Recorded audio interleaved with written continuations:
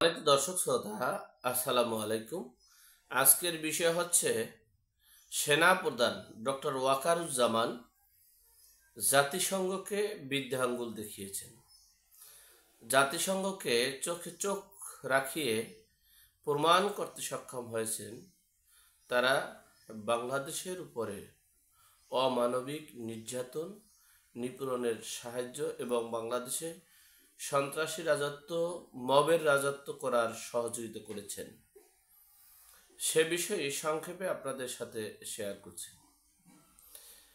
দেখেন, নানান জল্পনা কল্পনার মধ্য থেকে আমরা যে তথ্য উপত্য পেয়ে কিছু ভিডিও আপনাদের জন্য বা কন্টেন্ট আপনাদের জন্য করে থাকি, সেখানে আপনারা অনেক বকাঝকা অনেক কিছু বলে থাকেন।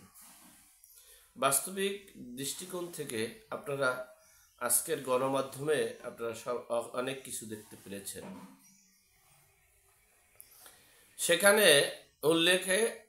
আসছে যে সেনা প্রধান ডক্টর ওয়াকারুজ্জামান তিনি সেনানিবাসের অফিসার্স অ্যাড্রেসের বক্তব্যে সেখানে জাতিসংঘের শান্তি মিশনের সেনাবাহিনীরাও অ্যাটেন্ড হয়েছেন। সেই বক্তব্যে তিনি প্রধানত চারটা ভাষা ব্যবহার করেছেন বা বাংলাদেশের সার্বিক পরিস্থিতি নিয়ে চারটা স্টেপ নিয়েছেন।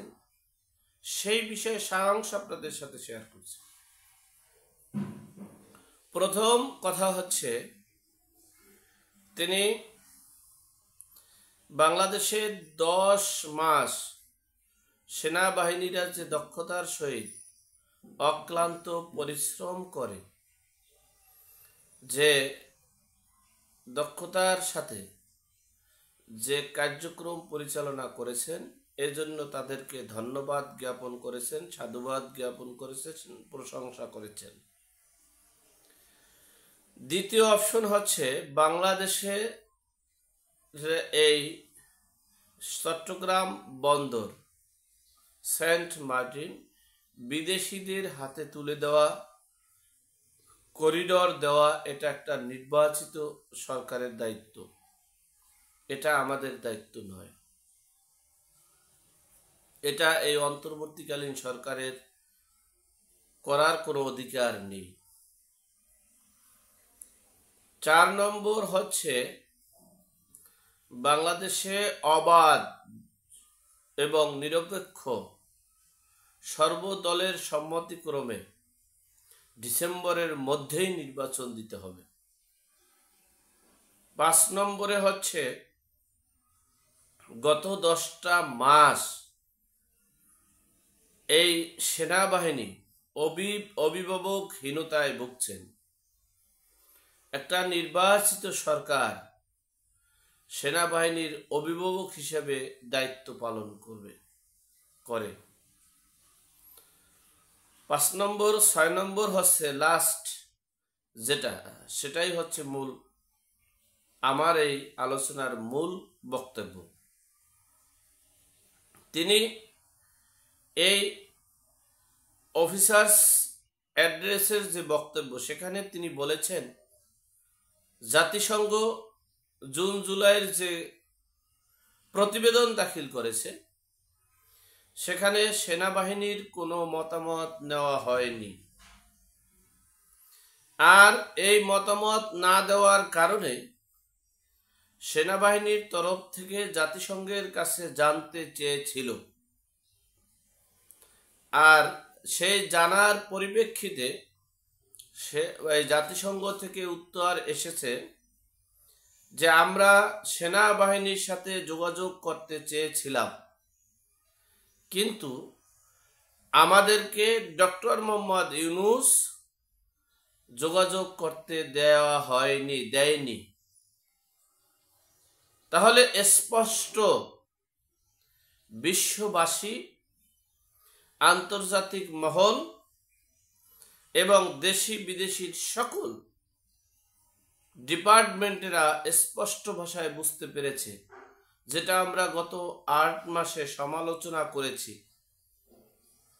যেটা আমরা গত 8 মাসে বলেছি একপাক্ষিক, সেটার বাস্তব প্রমাণ দিয়েছে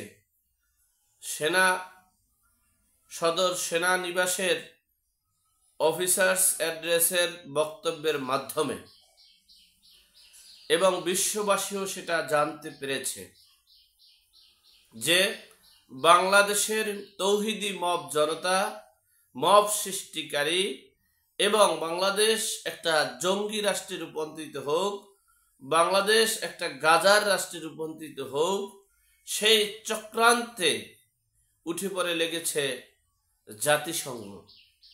সেটার বাস্তবিক প্রমাণ দিয়েছে সেনাবাহিনী।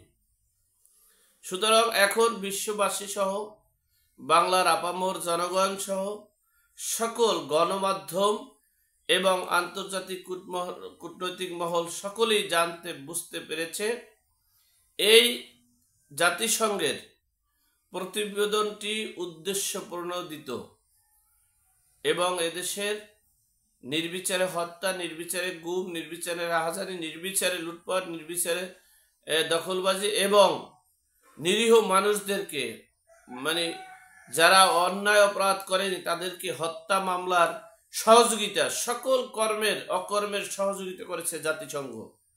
সেটা এই সেনাপ্রধান ডক্টর ওয়াকারুজ্জামানের বক্তব্যে স্পষ্ট হয়েছে। যাই হোক, এখন দেখার বিষয় সামনে কি হতে যাচ্ছে। আল্লাহ আমাদের সকলের সঠিক জ্ঞান দান করার তৌফিক দান করুক। আমিন। আসসালামু আলাইকুম।